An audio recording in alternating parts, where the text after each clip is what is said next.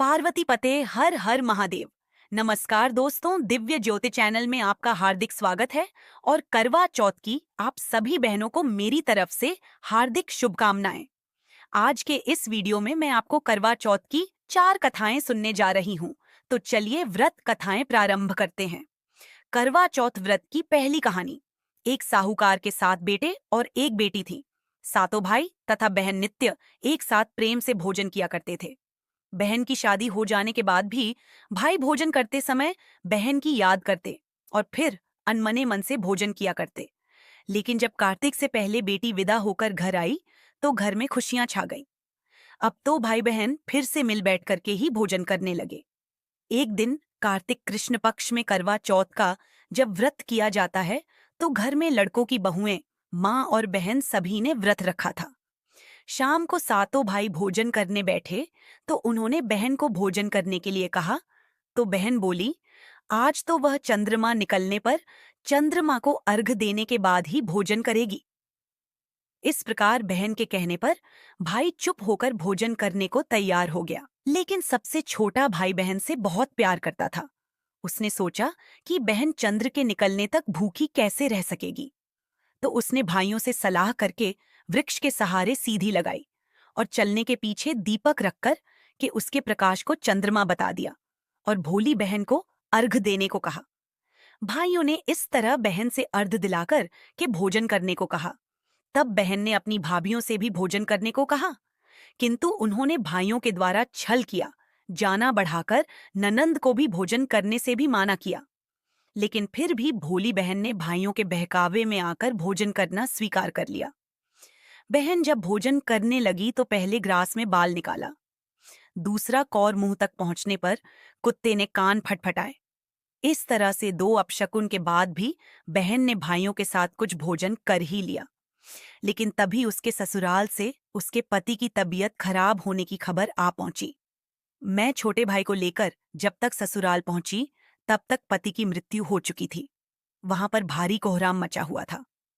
माँ ने अपने लड़की को ससुराल भेजेते समय यह समझाया था कि जब वह पति के गांव पहुंचे तो घर जाते समय जो भी बड़े व्यक्ति, बुजुर्ग और स्त्रियां मिले उनके पांव छूती जाना और आशीर्वाद जरूर प्राप्त करना। उसने ऐसा ही किया। जब वह पति के घर पहुंची तो वहां का हाल देखकर हतप्रभ रह गई।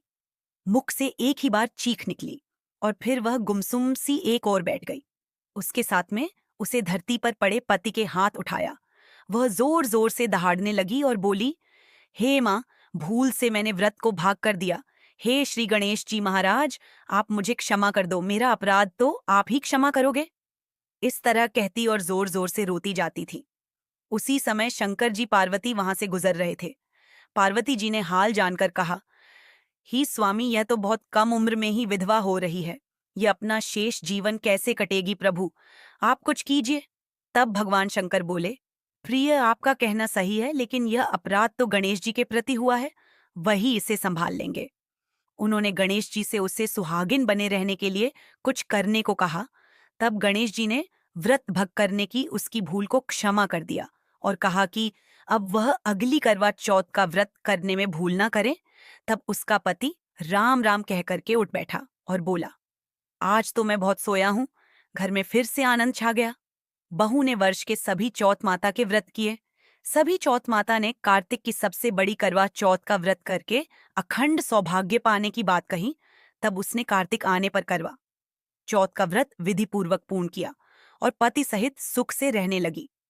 अब वह प्रतिवर्ष करवा चौथ का व्रत हंसी खुशी किया करती ही, जिस प्रकार साहूकार की बेटी को व्रत करने पर उसके पति को दीर्घायु प्रदान कर सौभाग्य दिया, उसी तरह से प्रसन्न होकर हम सभी व्रत करके इस कथा को पढ़ने सुनने वाली देवियों को भी उत्तम और अखंड सौभाग्य प्रदान करना।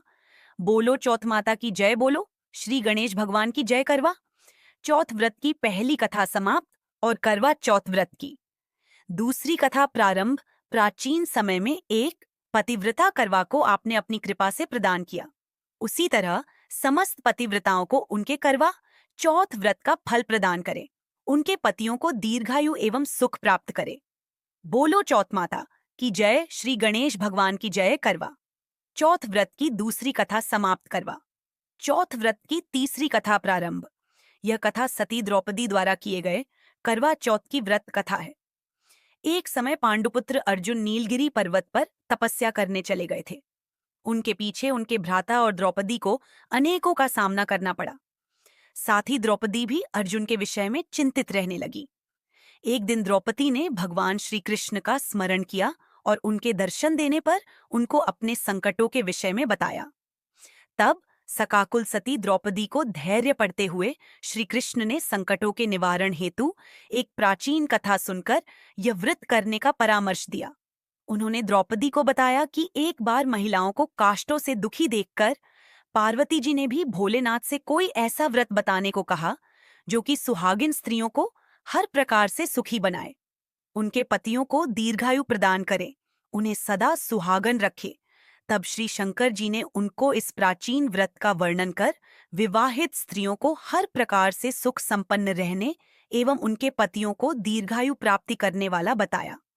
उन्होंने कहा कि एक समय एक नगर में ब्राह्मण रहता था, जिसमें 4 पुत्रों के अलावा एक कन्या गुणवती भी रहती थी। परिवार के सभी व्यक्ति धार्मिक और वर्ष के सभी पूजा पाठ, व्रत इत्यादि किया करते। एक बार कार्तिक कृष्ण पक्ष के चतुर्थी को माँ, बेटी तथा लड़कों की बहू ने करवा चौथ का व्रत रखा था। संयम काल तक व्रत पूजा की समस्त तैयारी भी हो गई थी। चंद्रोदय होने की प्रतीक्षा हो रही थी। घर में पूरी पकवान बने, लेकिन बेटी गुणावती को पकवानों की सुगंध ने उसकी भूख को जगा दिया और उसे भूखी व्याकुल देखकर उसके दयालु भाइयों ने चालाकी से भोजन करने की सूची। उन्होंने पीपल वृक्ष की आड़ में नकली चंद्रमा दिखाकर बहन गुणवती से अर्घ दिलाया और उसे पारण भी करा दिया।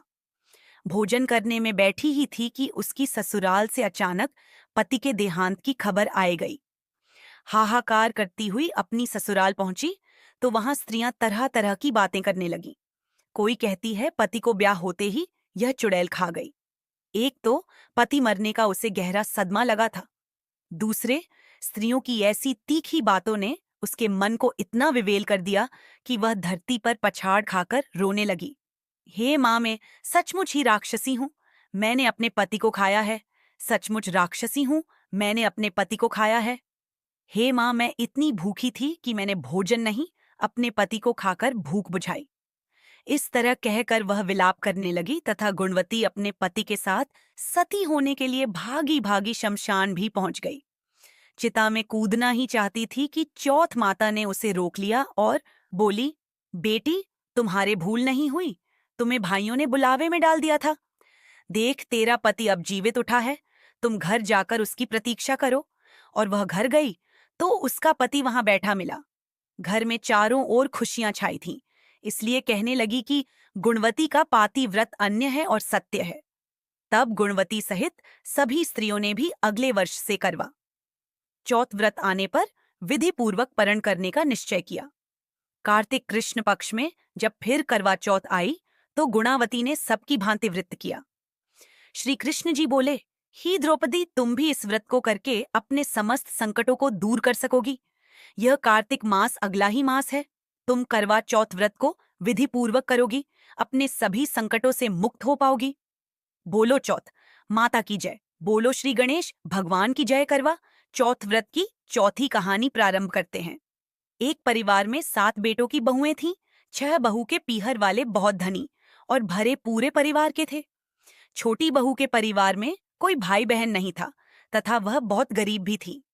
इसी कारण बड़ी बहू के पीहर से तो बहुत दहेज आया था और उसके बाद भी उसके भाई जब तब भी आते बहुत सारा सामान लिए आते।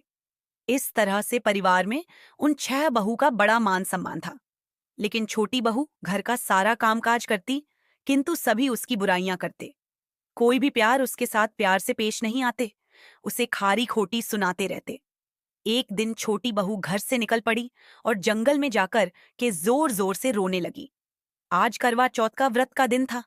उसकी जेठानी के घर से करवा चौथ व्रत के लिए उनके भाई करवाओ और सौभाग्य की सामग्री, श्रृंगार आदि ला करके आए।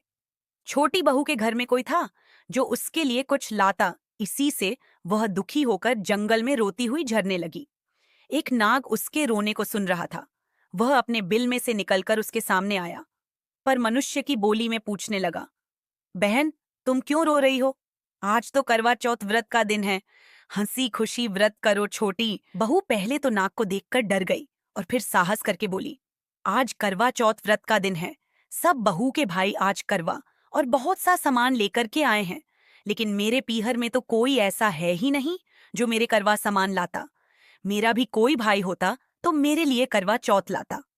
यह सुनकर नाग को दया आ गई और बोला, बेटी तुम अपने घर को जाओ, शायद तुम्हारा कोई मुंह बुला भाई घर पर करवा लेकर के आए। यह सुनकर छोटी बहू घर आकर संतोष से सभी कामों में लग गई। कुछ देर बाद एक मनुष्य आया और छोटी बहू के सास से बोला, मैं तुम्हारी छोटी बहू का भाई हूं, उसके बचपन में ही मैं बाहर जाकर रहने लगा था। अब जाकर घर आया हूं तो आज करवा चौथ का दिन था, तो मैंने सोचा कि उसके लिए करवा और सुहाग की पिटारी लेकर के जाऊं, इसलिए मैं करवा और सुहाग सामग्री लेकर के आया हूं। ससुर और सभी बहुएं उसके लाए हुए बहुमूल्य सामान को आंखें फार बार कर देखने लगे। वह इतना सामान और इतना बेशकीमती। छोटी बहू ने प्रसन्न होकर अपने भाई का सत्कार किया और सास ससुर ने भी उसको प्रेम से भोजन आदि कराकर विश्राम करने को कहा। करवा चौथ का व्रत हंसी खुशी हो गया। अगले दिन छोटी बहू का भाई उसकी सास से बोला, माताजी, मैं बहन को कुछ दिन घर ले जाकर रखना चाहता हूं, आप इसे मेरे साथ भेज दें। सासा ने उसे प्रसन्नतापूर्वक उस भाई के साथ भेज दिया। वह मनुष्य रूप में नाग नागों का राजा था। वह ससुराल से अपने महल को लेकर के गया और बोला, बहन, तुम जितने दिन रह सको यहाँ हंसी खुशी रहो, अपनी इच्छा अनुसार खाओ पियो और सारे महल में मर्जी से घूमो, लेकिन ध्यान रखना, सामने वाले नाद का ढक्कन उठाकर कुछ नहीं देखना।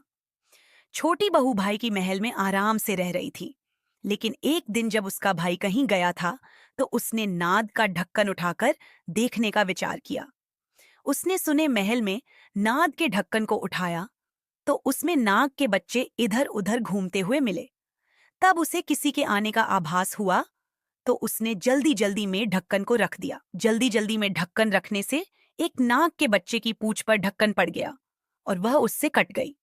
शाम को नाग आया तो बहन ने सच सच बात बता दी।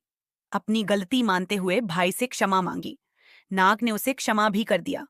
वह पूंछ कटा। नाग का नाम बांधा था।